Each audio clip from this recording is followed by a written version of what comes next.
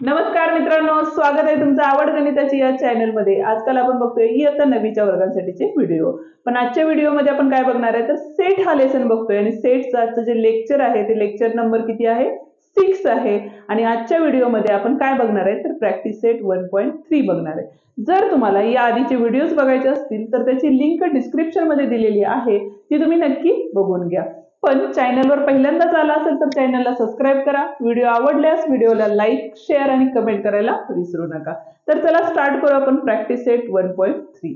तर बघा first question आपल्याला काय दिलेलं आहे, if A is equals to set of A B C D E, B is a set of C D E F, C is a set of B आणि D, D is a set of A आणि E दिलेलं आहे, ठीक आहे। then which of the following statements are true and which are false, म्हणजे आपल्याला काय करायचंय की खाली दिलेले स्टेटमेंट्स आहेत ते कोणते ट्रू आहेत आणि कोणते फॉल्स आहेत ते आपल्याला लिहायचे आहे।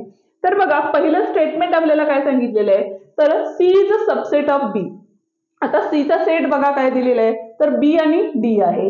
दुसरा आहे B, B मध्ये बघा C D E F, म्हणजे B आहे का यामध्ये नाहीये, ओनली काय आहे D आहे।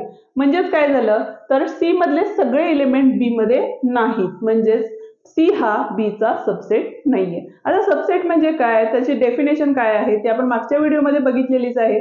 तो व्हिडिओ तुम्ही एकदा बघून घ्या जेणेकरून तुम्हाला युनिव्हर्सल सेट, सबसेट किंवा मग बाकीच्या कॉम्प्लिमेंट सेट जे आहेत ते तुम्हाला लक्षात येईल।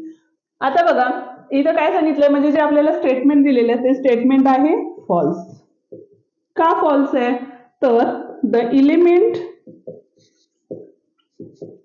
B, small b of set C is not in set, कुठल्या सेट मध्ये नाहीये सेट B, म्हणजे C मधला जो B एलिमेंट आहे तो सेट B मध्ये नाही। त्यामुळे जे स्टेटमेंट दिलेलं आहे की C is a subset of B ते काय आहे आपलं फॉल्स आहे। दुसरं स्टेटमेंट आहे आपलं A is a subset of D। आता A मध्ये बघा किती सारे एलिमेंट आहेत आणि D मध्ये आपले A आणि E आहे, म्हणजे फक्त A आणि E फक्त D मध्ये आहे, बाकीचे जे एलिमेंट्स आहेत ते D मध्ये आहेत का तर नाही आहेत। म्हणजे हे सुद्धा स्टेटमेंट काय असणार आहे आपलं तर फॉल्स असणार आहे। फॉल्स असणार आहे का फॉल्स असणार आहे तर all elements of A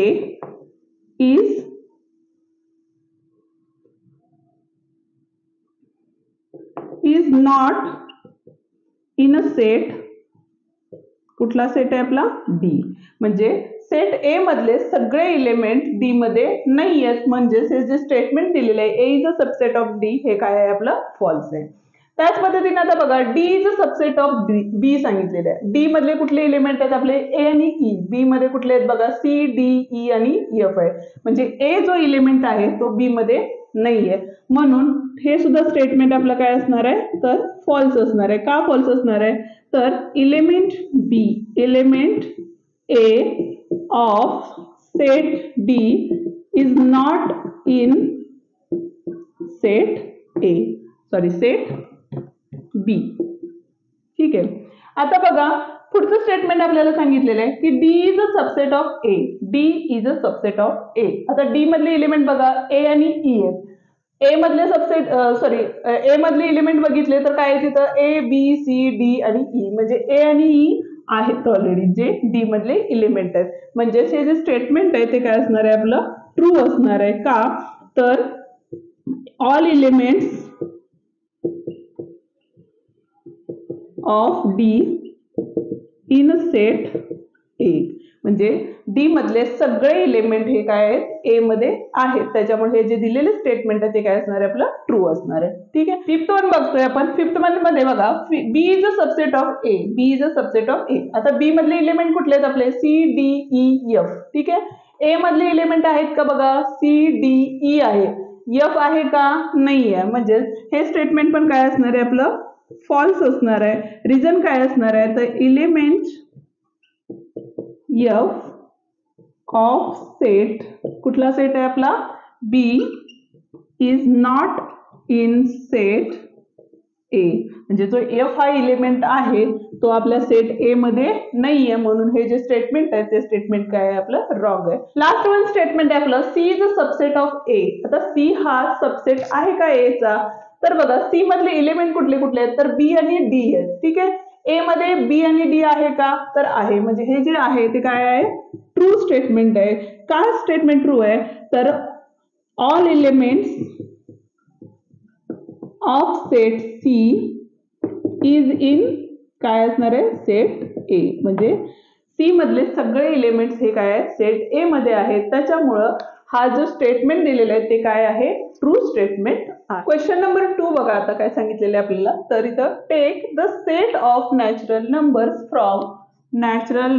from 1 to 20, म्हणजे जो आपल्याला युनिव्हर्सल सेट दिलेला आहे तो काय दिलेला आहे आपल्याला 1 to 20 चा दिलेला आहे as a universal set. And show sets x and Y using the Venn diagram, आणि आपल्याला काय करायचंय व्हेन डायग्रामचा यूज करून आपल्याला दोन सेट दिलेले आहेत, एक एक्स आहे आणि दुसरा वाय आहे, ते दोन्ही सेट आपल्याला व्हेन डायग्राम मध्ये रिप्रेझेंट करायचे आहे. तर पहिल्यांदा बघा जो सेट एक्स दिलेला आहे तो काय दिलेला आहे, तर x such that x belongs to natural number. ठीक आहे, and 7 less than x less than 15, म्हणजे जो एक्स आहे तो 7 पेक्षा ग्रेटर आणि 15 पेक्षा काय आहे आपला स्मॉलेस्ट आहे. आता फर्स्ट आपण काय करणार आहे, ते युनिव्हर्सल सेट लिहिणार आहे. लेट युनिव्हर्सल सेट आपल्याला काय दिलेलं आहे, तर 1 to 20 पर्यंतचे नंबर दिले आहेत, म्हणजे कुठले 1 2 3 डॉट डॉट डॉट 20. जर आपण सेट मोठा असेल तर मध्ये आपण डॉट डॉट देऊ, लास्ट नंबर राईट केला तरी चालतो. आता एक्स मध्ये काय काय सांगितलेलं आहे बघा, तर एक्स मध्ये आपल्याला काय सांगितलेलं आहे x belongs to natural number. ठीक आहे, कुठून कुठपर्यंत आहेत, तर 7 पेक्षा ग्रेटर आणि 15 पेक्षा स्मॉलर नंबर, म्हणजेच कुठले असणार आहेत आपले 8 9 10 11 12 13 आणि 14 हे आपले नंबर्स असणार आहेत. आता आपल्याला हे जे दिलेलं आहे ते व्हेन डायग्राम मध्ये रिप्रेझेंट करायचे. ज्या वेळेला आपण युनिव्हर्सल सेट लिहितो त्यावेळेला आपण काय करतो, तर रेक्टँगल शेप मध्ये तो रिप्रेझेंट करतो, म्हणून हा आपला रेक्टँगल शेप आला. त्यामध्ये आपल्याला सेट काय करायचंय एक्स रिप्रेझेंट करायचंय, हा आहे आपला युनिव्हर्सल सेट. आता एक्स सेट मध्ये कुठले नंबर आहेत बघा, तर 8 9 10 11 12 13 आणि 14 हे आपले नंबर्स आहेत. आता राहिलेले जे असतात ते आपण काय म्हणतो युनिव्हर्स म्हणजे कॉम्प्लिमेंट मध्ये राईट करतो, म्हणजेच कुठले नंबर्स असणार आहेत बघा, तर 1 2 3 4 5 6 7. आता 8 पासून 14 पर्यंतचे नंबर तर इथे आहेत, म्हणजे 7 नंतर आपण डायरेक्ट काय करणार आहे 15 16 17 18 19 आणि 20.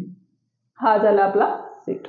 ठीक आहे, दुसरा क्वेश्चन बघूया आपण. दुसऱ्या क्वेश्चन मध्ये पण युनिव्हर्सल सेट आपल्याला सेमच दिलेला आहे, म्हणजे फर्स्ट आपण काय करणार आहे u is equals to 1 2 3 4 5 6 dot dot dot dot 20.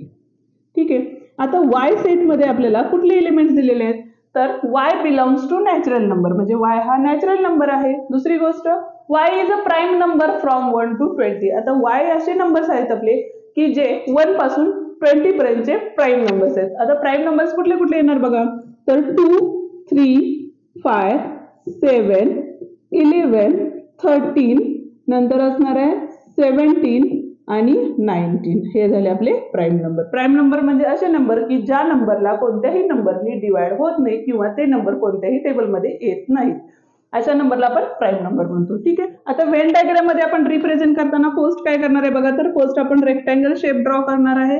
दुसरी गोष्ट जो वाय सेट आहे तो आपण फर्स्ट राईट करून घेणार आहे. वाय सेट मधले एलिमेंट कुठले कुठले आहेत बघा आपले, तर 2 3 5 नंतर 7 11 13 17 आणि 19 हे आपले काय त्यातले एलिमेंट्स आहेत. आता राहिलेले एलिमेंट्स कुठले कुठले आहेत, जे ह्या युनिव्हर्सल सेट मधले ते आहेत आपले 1 2 आहे, 3 इथं आहे, 4 5 आहे, 6 7 आहे, नेक्स्ट असणार आहे 8 9 नंतर असणार आहे 10 11 आहे ऑलरेडी इथं, 12 13 आहे, 14 15 असणार आहे इकडं, 16 पण इथंच असणार आहे, 17 आहे ऑलरेडी इथं, 18 19 आहे ऑलरेडी आणि 20. आणि हा होता आपला युनिव्हर्सल सेट, हा आपली वाय. ठीक आहे, ही होती आपल्या दोन व्हेन डायग्राम. क्वेश्चन नंबर 3 बघतोय. क्वेश्चन नंबर 3 मध्ये आपल्याला काय सांगितलेलं आहे, तर युनिव्हर्सल सेट दिलेले आहे 1 2 3 7, 8, 9, 10, 11 आणि 12 दिलेले. ठीक आहे. आता इथं काय सांगितलेलं आहे बघा, पी सेट दिलेला आहे 1, 3, 7 आणि 10. आता ह्याच्यावर आपल्याला 2 क्वेश्चन्स विचारलेले आहेत, सब क्वेश्चन्स. फर्स्ट क्वेश्चन पहिला बघूया आपण. Show the set U, P and P complement by the Venn diagram. आता व्हेन डायग्राम आपल्याला रिप्रेझेंट करायचे. तर फर्स्ट बघा, आपल्याला युनिव्हर्सल सेट कुठला दिलेला आहे? युनिव्हर्सल सेट काय आहे? 1, 2, 3, 7, 8, 9, 10, 11 आणि 12 दिलेले. ठीक आहे. आणि आपल्याला जो पी सेट दिलेला आहे तो पी सेट काय दिलेला आहे बघा, 1, 3, 7 आणि 10 दिलेले आहे. ठीक आहे. आता कॉम्प्लिमेंट ऑफ पी म्हणजे काय? तर असे इलेमेंट जे युनिव्हर्स मध्ये असतील पण सेट पी मध्ये नसतील. म्हणजे ह्यातले इलेमेंट्स आपल्याला घ्यायचे नाहीयेत. हे इलेमेंट सोडून जे राहिलेले इलेमेंट आहेत ते आपण काय करणार आहे? कॉम्प्लिमेंट ऑफ पी मध्ये घेणार आहे. म्हणजे जसं 1 इथं आहे, इथं आहे, तो 1 घेणार नाहीये. 2 नाहीये म्हणून इथं 2 घेतलेले आहे. 3 आहे, 3 नाही. 7 आहे, 7 नाही. म्हणजे 8, 9 येणार आहे, 10 नाही येणार आहे, 11 आणि 12 हे आपला कॉम्प्लिमेंट ऑफ पी होतं. आता व्हेन डायग्राम मध्ये रिप्रेझेंट करताना आपण काय करणार? फर्स्ट रेक्टँगल ड्रॉ करणार. रेक्टँगल म्हणजे हा आपला असतो युनिव्हर्सल सेट. सेट पी आपल्याला लिहायचं आहे. म्हणजे सेट पी कुठला कुठला आहे आपला? तर 1, 3, 7 आणि 10 हे आपले पी मध्ये येणार. आता कॉम्प्लिमेंट ऑफ पी लिहिणार आहे आपण. कॉम्प्लिमेंट पी म्हणजेच काय? तर 1, 3, 7 आणि 10 हे युनिव्हर्स मधले इलिमेंट सोडून राहिलेले जे इलिमेंट्स असणार आहेत ते म्हणजेच आपले काय असणार आहेत? Complement of P. जे आपण इथं सेट तयार केलेला आहे तो आहे आपला 8, 9, 10 अँड 12. हा आपला कॉम्प्लिमेंट ऑफ पी. म्हणजे हा जो सर्कल मध्ये होता तो पी, सर्कलच्या बाहेर होता तो कॉम्प्लिमेंट ऑफ पी, आणि हा जो होल सेट आहे तोच म्हणजे आपला युनिव्हर्सल सेट. हे आपण रिप्रेझेंट केलेलं आहे.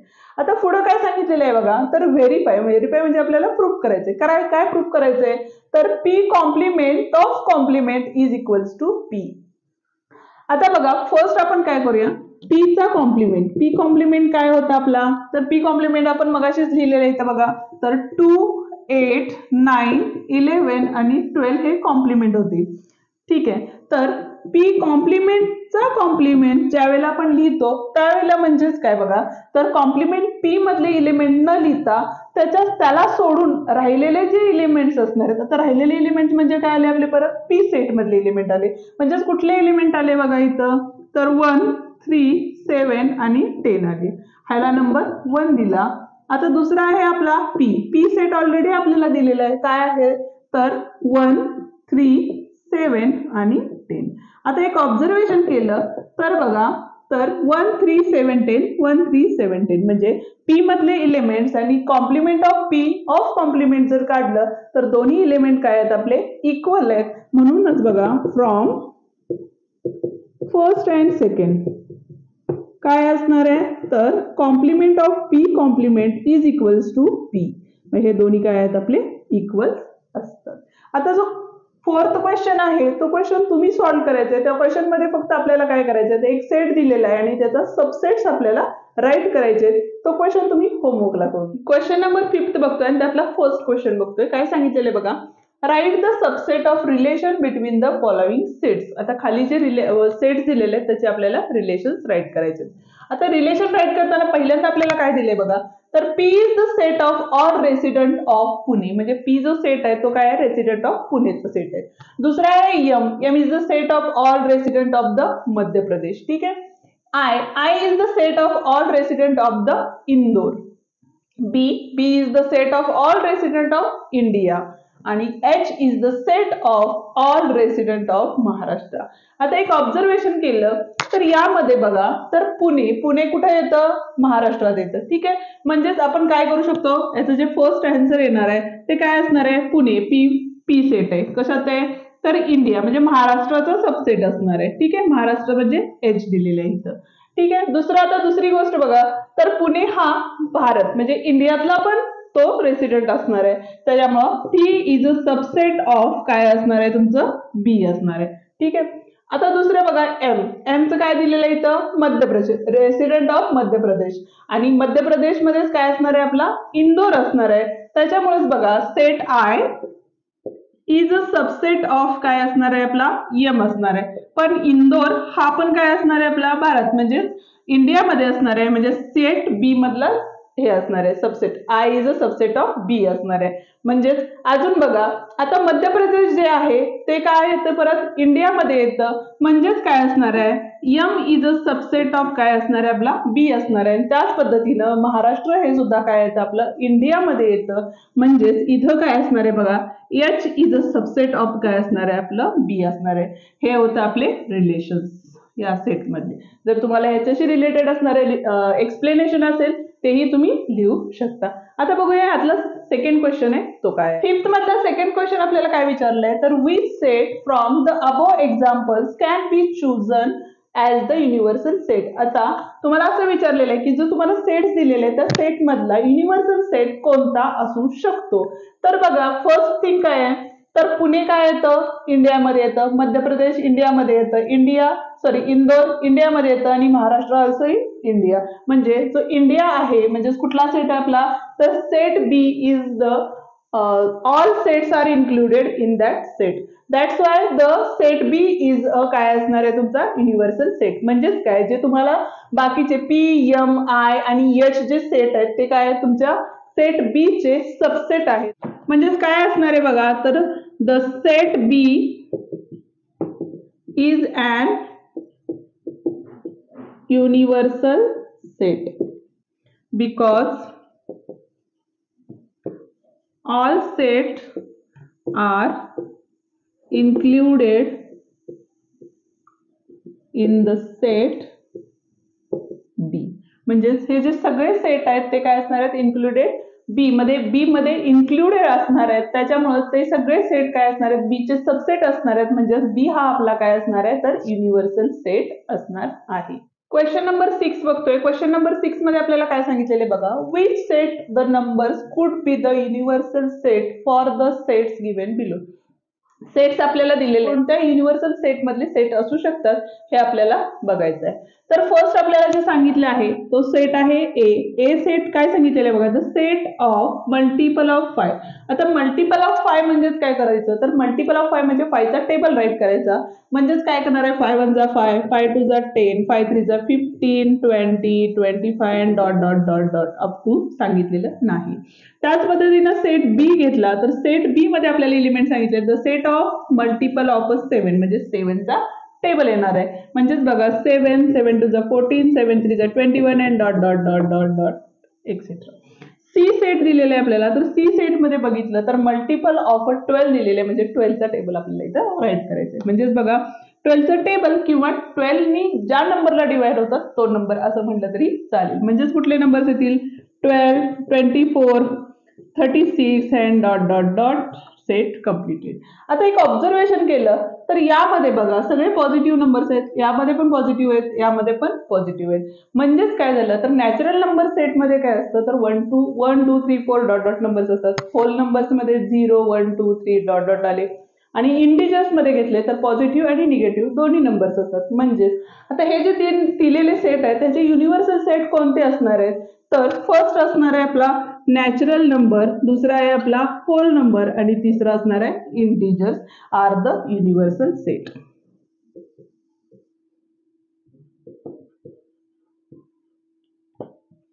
Set of A B and C. ठीक आहे. आता तो सेकंड क्वेश्चन आपल्याला काय दिलेला आहे बघा, the set of the integers which are multiple of 4. म्हणजे पी हा असा सेट आहे की मल्टिपल ऑफ 4 नंबर त्यामध्ये असले पाहिजेत. म्हणजे परत एकदा इथं आपल्याला काय येणार आहे 4 चा टेबल येणार आहे. ठीक आहे. म्हणजे 4 4 2 जा 8, 4 3 जा 12, 4 3 जा dot dot dot and completed. म्हणजे 4 चा टेबल आलेले. दुसरी गोष्ट टी सेट असं सांगितलंय, the set of all even square numbers. All even square numbers म्हणजेच कुठले आले बघा, तर फर्स्ट म्हणजे T is a set of 2 चा स्क्वेअर, नंतर काय असतो 4 चा स्क्वेअर म्हणजे 6 चा स्क्वेअर डॉट डॉट डॉट म्हणजे जे इव्हन नंबर आहेत त्यांचे स्क्वेअर चा सेट आहे. म्हणजे आता इथं परत एकदा ऑब्झर्वेशन केलं तर इथं परत एकदा नॅचरल नंबर, होल नंबर आणि इंटिजर्सच आलेले आहेत. त्यामुळं इथं पण काय असणार आहे तर एन नंतर डब्ल्यू आणि I is the universal set of set. कुठले सेट्स आहेत आपले P and set T. Okay. 7th one question बघतोय आपण आणि 7th वन क्वेश्चन काय दिलेलं आहे बघा आपल्याला. Let all the students of class is and universal set. Let म्हणजे जो ए सेट दिलेला आहे तो आहे युनिव्हर्सल सेट मधला सेट आहे. Let set A B the students who secure 50% or more marks in maths. म्हणजे ए हा असा सेट आहे की त्यामध्ये तुम्हाला 50% आणि त्याच्यापेक्षा जास्त मार्क पडलेले स्टुडंट आहेत मॅथ्स मध्ये. ठीक आहे. Then the complement of a set A आपल्याला राईट करायचंय. आता complement of a set A म्हणजेच काय असणार आहे बघा. A complement is equals to set of काय असणार आहे. तर सेट ए मधले एलिमेंट्स काय आहेत आपले. तर 50% अँड मोर दॅन. बरोबर. म्हणजे जे कॉम्प्लिमेंट ऑफ ए असणार आहे त्यामध्ये काय असणार आहे 50% अँड लेस दॅन. म्हणजे 50% पेक्षा कमी मार्क्स पडलेली मुलं काय असणार आहेत आपले कॉम्प्लिमेंट ऑफ ए मध्ये असणार आहेत. म्हणजेच आपण काय लिहिणार आहे बघा. the students who less than 50% marks in maths हा आपला कॉम्प्लिमेंट ऑफ अ सेट असणार आहे.